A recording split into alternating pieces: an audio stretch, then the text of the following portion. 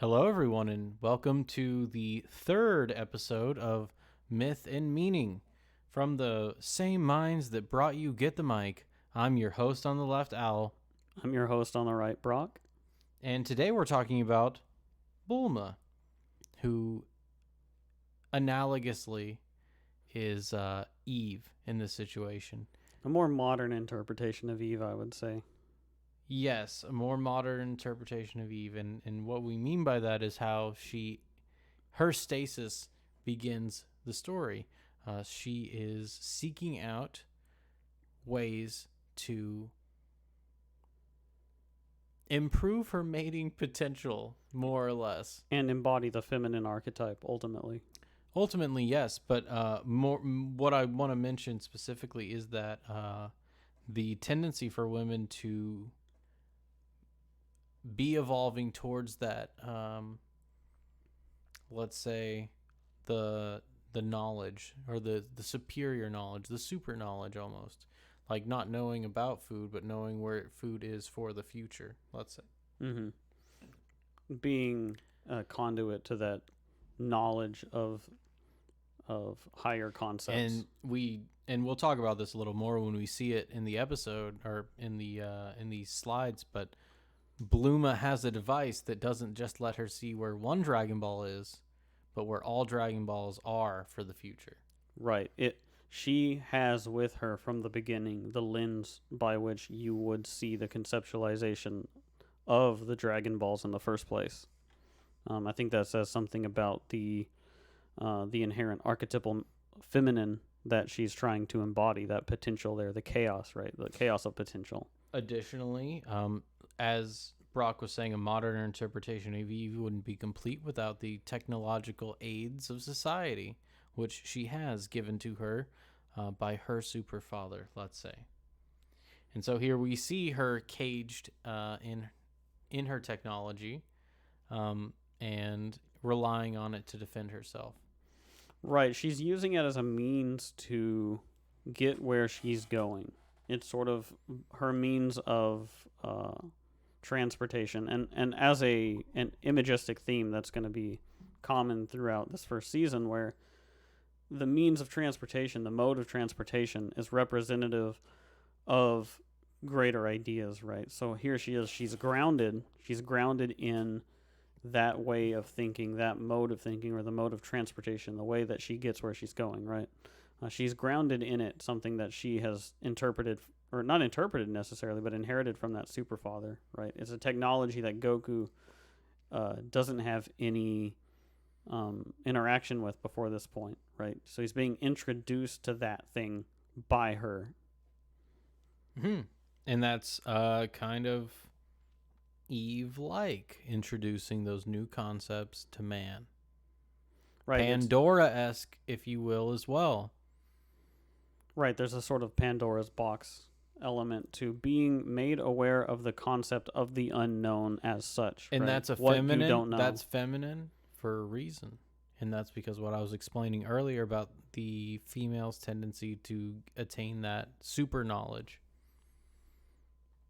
And so then we see that Eve has awakened Adam.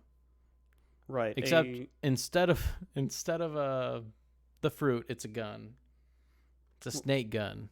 Yeah, it is the knowledge of good and evil, and the conceptualization that you can get from that is it sort of, as you are made aware of more complex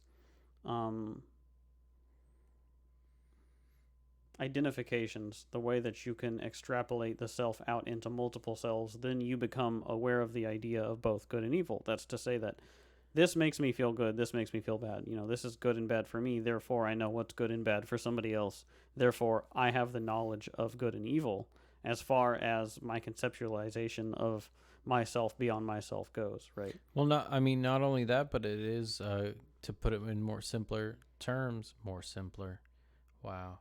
To put it in more simple terms, it is Bluma showing malice towards Goku that he's never encountered before. Right. It's introducing him to the idea of malice as such. So it's metaphorical and also literal.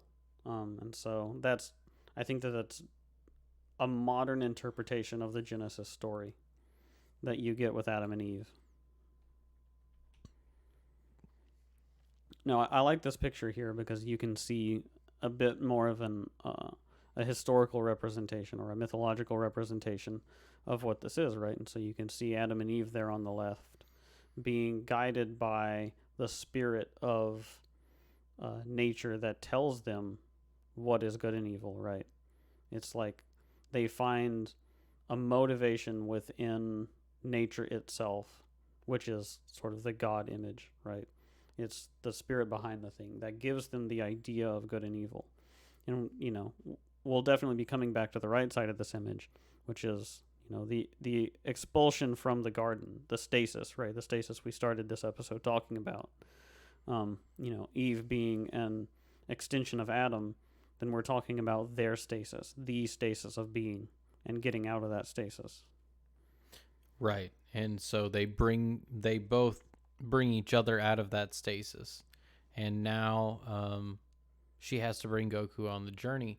But I also want to mention that the modesty brought about by that super knowledge that Bluma has discovered and that Eve has discovered is not natural. It's something that evolved through the consumption and the evolution beyond nature, right? Beyond where Goku is in his stasis. Mm-hmm. And it's the beginnings, and we'll see in a couple of slides, I think, I think maybe next slide, actually. No. In a couple of slides of Bluma's beginning to instantiate that idea. Right, and I don't want to get ahead of us, but, you can also conceptualize the fall, right? The fall of Satan as a greater expansion of this idea, right? This self-awareness, and what comes with the self-awareness being the fall from the paradise, So we are reflecting that fall right here, right? So we see their fall just in partaking of that knowledge. And that fall, I think, in this iteration, is representative of going into the unknown, the chaos, sort of an awakening.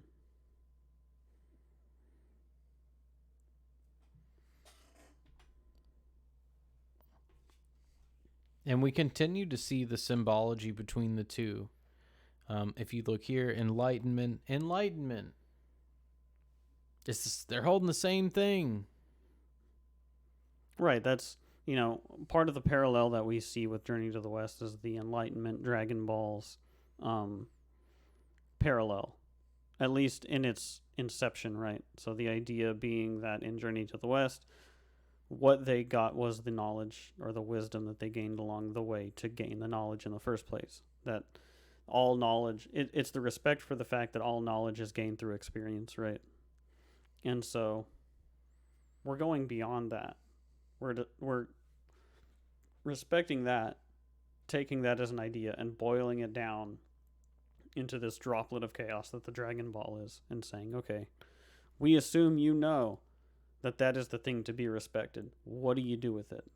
Right? So we're Dragon Ball operating as a response to Journey to the West is saying, like, okay, that theme was already done. It was already boiled down into a thing. Let's take that thing and start working with it towards an even bigger idea. So we see Bulma holding the idea in her hand that's already been interpreted in the same way that we see this depiction here of Eve with the serpent kind of looming above her, Holding the idea. Holding that idea in the first place. This is like... Well, she's already discovered it. Look, she already took the bite. Right, yeah. And so this is definitely a representation of that, but also an iteration. It's like, I'm holding the wisdom we got from that bite, like, as it's been interpreted throughout the generations.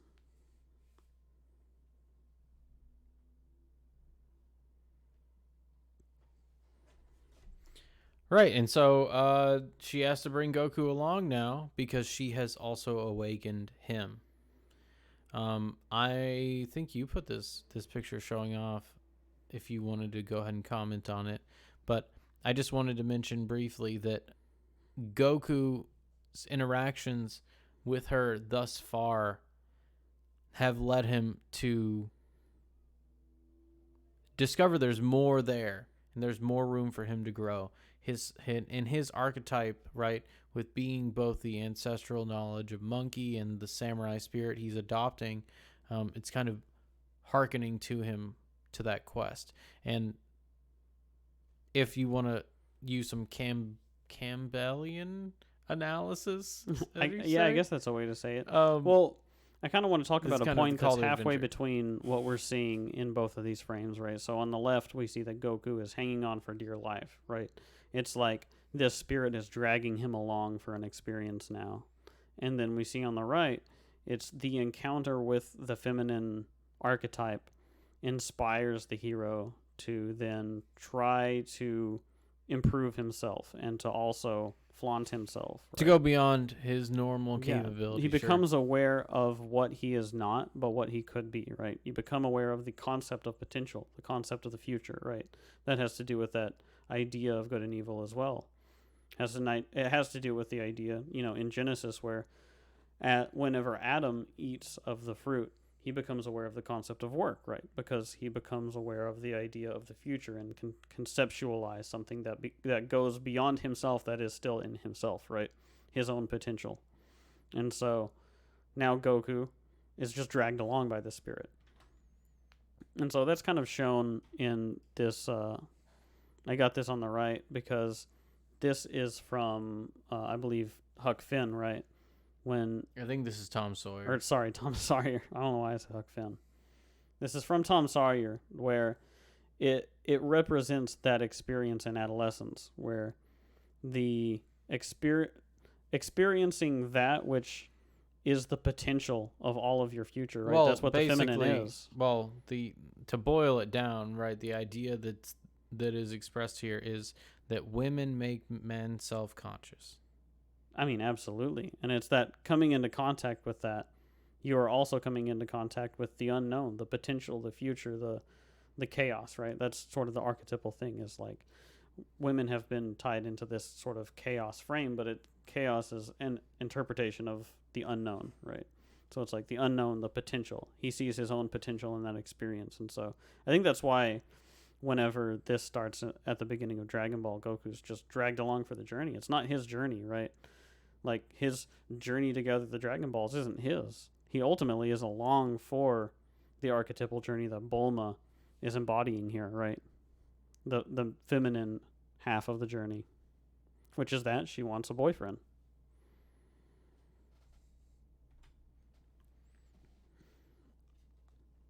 And it's strange that instead of a boyfriend, it's Goku she encounters, who she believes all men could have tails at one point. She toys with the idea, but to mention this, I wanted to state her absence of experience on interactions with the masculine. In particularly, I wanted to mention how she focuses here on the tail and how it's, let's say, her ancestral spirit is absent of something so deeply connected as the tail. Yeah, I think that there's this thing that it's interesting to me. We know inherently that Goku has not had an interaction with another human being, right? He's isolated, he's alone, and then it's like, oh, Bulma comes in and he's finally met another human, right? He's coming from nature.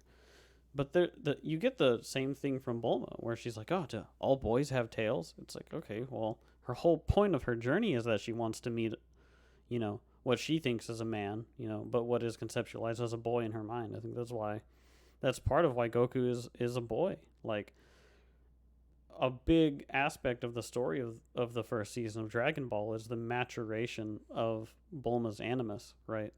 As she becomes more realized and we put the masculine and the feminine where they're supposed to be, Bulma encounters this low resolution masculine, right? Something that she doesn't really, that has a much deeper connection to its ancestral spirit, right?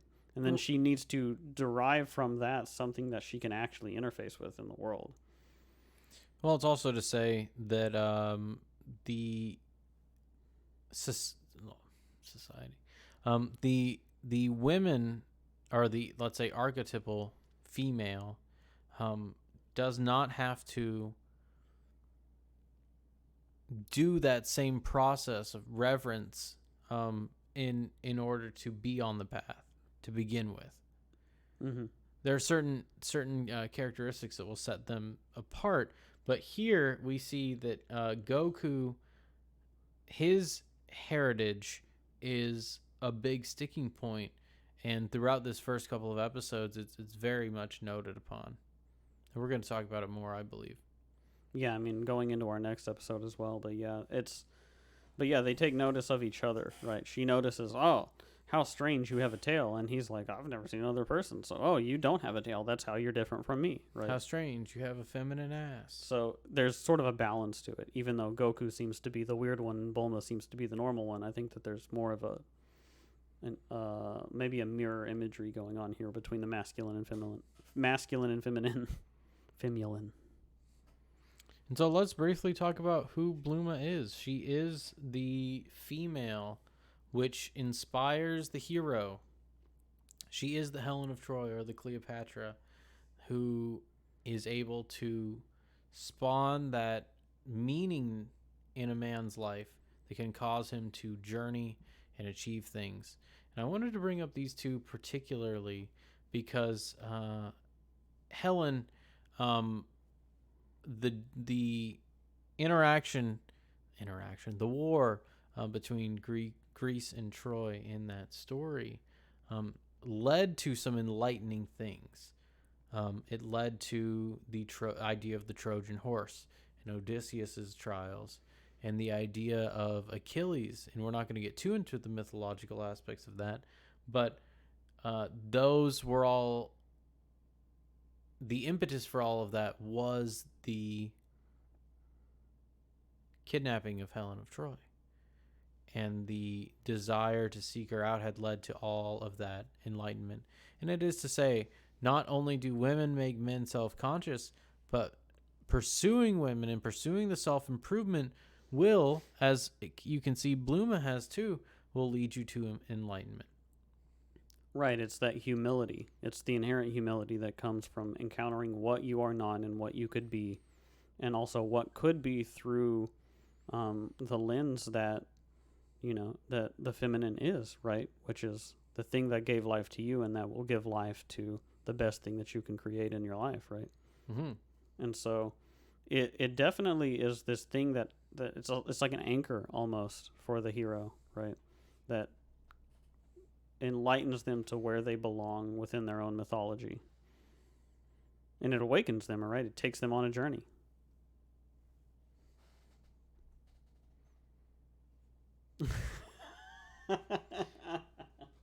And this is actually an awakening moment. I mean, this is the first iteration that Goku will ever have of a sexual encounter. And I wanted to mention it because she offers a peek for her. She offers the feminine comforts for the wisdom of Goku's ancestry, and he obviously rejects it. There are many young men now that do not reject it. No, and I would say that those men are not necessarily in tune with their ancestry, really. That's what I mean. Like, they've traded the wisdom of the past for the convenience and sexual gratification of the present. Well, it's important to point out here that the purity of how Goku is such that he doesn't recognize anything in this gesture. And it may be to say that once you've mastered that domain of basic necessities, you won't have to be subject to the whims of a thought, let's say. Right. If you are truly self-sufficient, then you will not have that gap in yourself that you're seeking to fill with what this is, which is Bulma's dirty old fanny. Exactly. But Bluma, I do want to say, she plays this archetype here, the civilizing archetype, And immediately, as you see, she civilizes Goku. However, one of the big differences between this and the three other pieces of media that are in this frame are that she doesn't actually fall in love with Goku at any point. They never get together, and there's a reason for that we'll get into. But Bluma is playing the female archetype, she who civilizes man and therefore makes him better, and she definitely makes Goku better. Yeah, I think that this is the evolution of this has become a representation of Bulma herself as a real respected character, rather than her just being a reflection for the, like what's being said about the masculine character in some of these. And so the reason that she does not get together with Goku, I think partially has to do with the fact that for Bulma's character, Goku represents an aspect of her, and she is becoming realized throughout this season. She's not just serving as a means to an end, but she is a realization throughout the process of this, right? And so her interpretation of Goku and her integration of Goku and her mode of being, it's part of her realization. It's not just a unilateral integration, but it's part of her becoming. And I think that's what's so great about Dragon Ball, is that it keeps building on these ideas. It doesn't just end with the Beauty and the Beast. It's like, okay, Beauty and Beast, and then what, right? How do we actually apply that to society? And that's what Dragon Ball's trying to say, I think. And then what? Exactly. And so last we get to Bluma's superfather, her social institutions, and the protection of the feminine. So this is all coming from her ancestry and how society deals with femininity. Society protects the feminine, right? The idea of protecting your town wasn't only to protect your own life, but the lives of your wives and children. And that's because that is your lineage, and we have a biological disposition as such. There you can see, too, the technological innovation of birth control has allowed women to venture out as much as they would like. And that's something that they rely upon. And it's actually really interesting. The dino caps don't look exactly like birth control, but they do look like medicine of some kind to me. Yeah, they seem to be this like bottled up, condensed potential almost. It's like, here's my potential to do this thing. Here's my potential to be this thing. But all given from society, right? Right. And that's inherited. And there is Dr. Brief, who is Bluma's father, and he is the one that has given her all of these abilities and freedoms to adventure and seek enlightenment on her own. And her enlightenment, her path is very much misaligned, but she is on a path, and it is because of these innovations that are set forth by her ancestry. And we're going to see how she treats that versus how Goku treats his boons from his ancestry in the coming episodes. Right. I would say that there are multiple modes of being that have different levels of respect for what they've inherited. And that as we expand upon that, we're going to learn a lot about Bulma's progression as a character and what it is that she can learn from Goku, and what people and especially women can learn from Goku. And so on the next episode, we're going to talk about the interface of man and woman outside of paradise, outside of stasis, once they must go on their journey together. Yeah, I think the inevitability of the self-consciousness that comes with the consciousness of each other. So, this is the end of the episode. Be sure to subscribe, because we're going to be having the next one in a couple of days. And as I said, I am your host on the left, Al. I'm your host on the right, Brock. And this was Myth and Meaning, episode 3, about Bulma Bluma Eve.